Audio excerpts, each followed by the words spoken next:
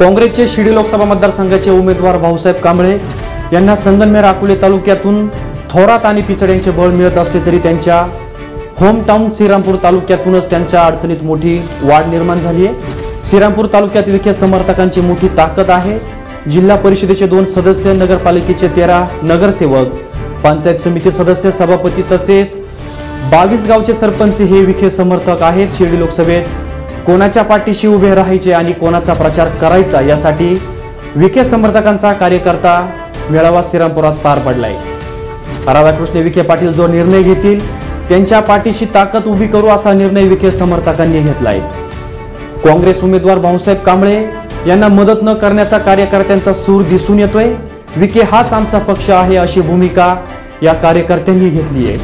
विखे समर्थकांच्या या भूमिकेमुळे कांबळे यांची मात्र मोठी गोची झाली, तर दुसरीकडे माजी मंत्री बाळासाहेब थोरात यांच्यावरही कार्यकर्त्यांनी आपल्या भाषणातून टीका केली आहे। विश्वासावर चाललेला आहे, जिथं विश्वास संपतो तिथं सगळं काही संपतं आणि म्हणून काल त्यांचे आमचे संबंध थोडे दुरावले गेलेले आहे। तुम्हाला मुद्दा म्हणून सांगतो की कारण आमदार राधाकृष्ण विखे पाटील साहेब, अंजुमय आपण सर्व होता, गिरधर पाटील होते, आपले प्रमुख मंडळी होती, शामलिंगजी आपण होता, सर्वजण होता की विखे साहेबांनी त्यांची जाहीर भूमिका केली। आपल्या सर्वांना कल्पना आहे की मी नगर जिल्ह्यामध्ये काँग्रेसचा प्रचार करणार नाही।